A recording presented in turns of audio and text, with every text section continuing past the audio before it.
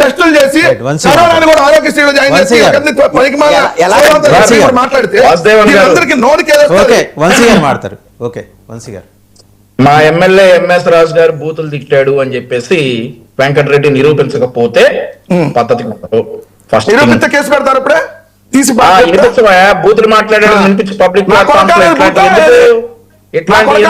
కాదు కదా ఇప్పుడు ఏంది చెప్పండి, నేను ఎప్పుడు వినిపిస్తాను. రాజకీయ ఎల్ అన్నాడు, ఇట్లాంటి మాటలన్నింటినీ బూతులు అంటారు. ఇట్లాంటివన్నీ కూడా వెంకటరెడ్డి చెప్తాడు. సార్ వెంకటరెడ్డి గారు సిగ్గుందా, బతుకులు దిగజారిపోయినాయి, అటు ఇటు కానోళ్ళు ఇవన్నీ మాట్లాడతాడు సార్. ఆయనకున్నటువంటి అవలక్షణాలని మాకు అంటగడితే ఎలా సార్?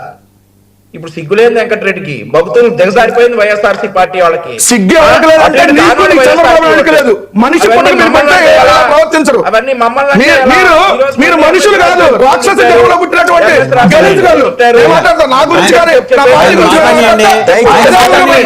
ఆయన మాట్లాడండి. నా గురించి మీ బతుకులు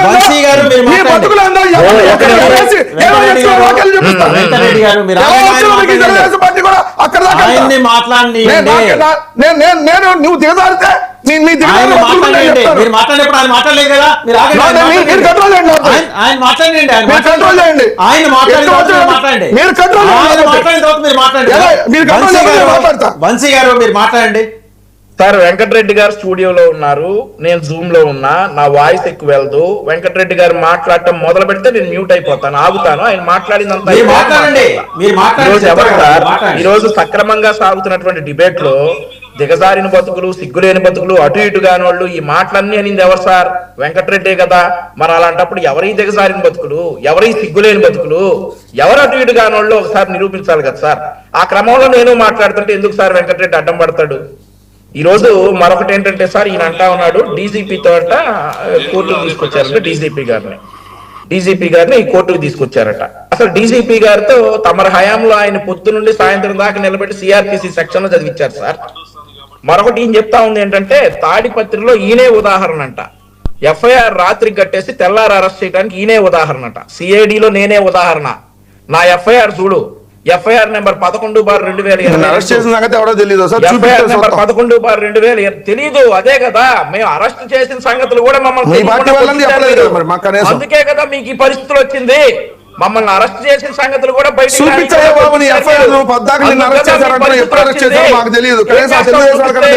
ఏం చేస్తావు? చూపిస్తే అది అక్రమ ఎఫ్ఐఆర్ ఒప్పుకుంటావా? చూపించేస్తారు కదా 99 లో అక్రమ ఎఫ్ఐఆర్ ఒప్పుకుంటావా?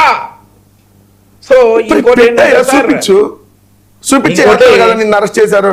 26వ ర్యాంక్ వచ్చింది 2024-25 మధ్య జగన్మోహన్ రెడ్డి గారు ఉన్నప్పుడు.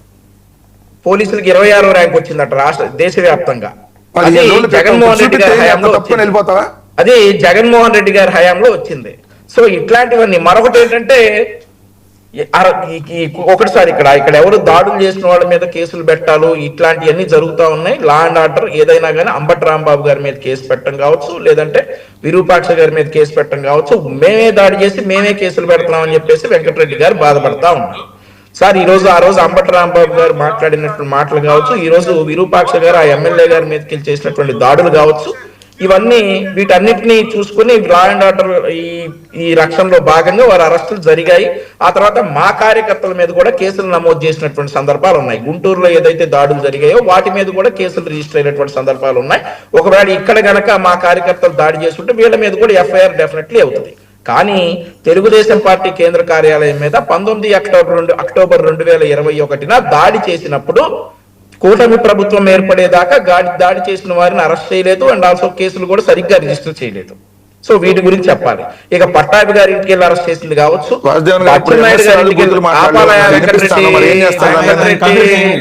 వెంకటరెడ్డి ఆపాలి. నేను కూడా ఏకవచనంతో సంబోధించవచ్చు, పద్ధతి. నేను కూడా వంశీ గారినే మాట్లాడతాను. నువ్వు సిగ్గుల గురించి, దిగజారిపోయిన బతుకుల గురించి మాట్లాడినప్పుడే నీకు విలువ ఇవ్వకుండా పోయావు.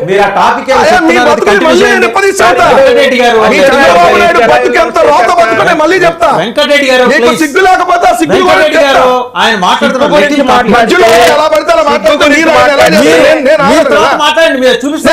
అలా మాట్లాడలేదు. చాలా దూరాలు వెళ్తాం వెంకటరెడ్డి, చాలా సార్లు చెప్పా. సిగ్గు గురించి మాట్లాడితే చాలా దూరాలు వెళ్ళమంటే చెప్పు. ఎక్కడ దాకా వెళ్దాం చూద్దాం, మీ బతుకు తెలుస్తుంది కదా. సరే వెంకటరెడ్డికి సిగ్గు మీ బతుకులు మీరే బయట పెట్టుకుంటారు. టాపిక్ నుంచి డివేట్ కావద్దు, ఆయన మాట్లాడుతుంది. ఏమంటే మీరు మాట్లాడేది కంప్లీట్ చేయండి సార్ వంశీ గారు. సార్ అదే సార్, ఇప్పుడు అచ్చెన్నాయుడు గారి ఇంటికి వెళ్ళి ఎలా సార్ అరెస్ట్ చేశారు ఆ రోజు? అచ్చెన్నాయుడు గారు పారిపోతారా? అచ్చెన్నాయుడు గారు మాజీ మంత్రి, ప్రస్తుతం అప్పుడు ఎమ్మెల్యే, రాష్ట్ర అధ్యక్షుడుగా ఉన్నప్పుడు ఆయన ఎలా సార్ అరెస్ట్ చేశారు? ఆ తర్వాత కొల్లు రవీంద్ర గారు సార్, అక్కడ జరిగినటువంటి హత్యకి అతనికి సంబంధం లేకపోయినా కానీ అతను ఎలా సార్ అరెస్ట్ చేశారు? ఆ తర్వాత ధూళిపాల నరేంద్ర గారిని అరెస్ట్ చేశారు సార్, అర్ధరాత్రి వెళ్ళారు సార్, తలుపులు బాలగొట్టుకునే వెళ్ళారు సార్, ఆయన ఎలా సార్ అరెస్ట్ చేశారు? ఇలా అసలు సోషల్ మీడియా కార్యకర్తలను కూడా గోడలు దూకి తలుపులు బాలగొట్టి అరెస్ట్ చేసినటువంటి గనులు వైఎస్ఆర్ కాంగ్రెస్ పార్టీ వారు సార్. ఈ రోజు ఒక దళిత మహిళపై దాడి చేసి బూతులు తిట్టి ఇంట్లోకి వెళ్ళి దాంకుంటే తలుపులు కొట్టకపోతే తలుపులు తీసుంటారు, వారి భార్య తలుపులు తీస్తే నెట్టేసుకుని వెళ్ళాడని చెప్పి వెంకటరెడ్డి గారు పాపం అక్కడే నక్కి ఉన్నట్టు చెప్తా ఉన్నారు. సో ఇవన్నీ కూడా వాళ్ళు చేశారని మేము చేయటం కాదు, కానీ కూర్చోబెట్టారు కదా ఒకటే పార్టీ నుంచి. మీరు మాట్లాడండి. ఇదిగోండి సార్, ఈ కొడక అనేది బూతులు కాదుగా, ఇంక మనం కూడా అట్లా పిలుచుకో. నిరూపించకపోతే నీ ఇంటి దగ్గరికి డెడ్ లైన్ నీకు వాళ్ళ నాయకుడే అన్నాడు సార్ గతంలో, వాళ్ళ వైసీపీ ఎమ్మెల్యే అన్నాడు సార్ గతంలో. నా కొడక అనేది మీ దృష్టిలో బూతులు కాదు, అంతే కదా సార్? ఇప్పుడే నేను అంటే బాగోదు,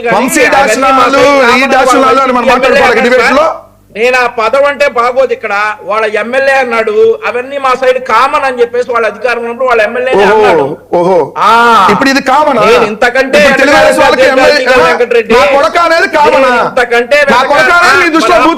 బాగోదు నాయన. ఇప్పుడు మీ అందరూ మీ దృష్టిలో బూతు కాదు, నా కొడక అంటే మీ దృష్టిలో బూతులు కాదు, చాకండి ప్రవచనాలా ఈ బూతులు కాదు.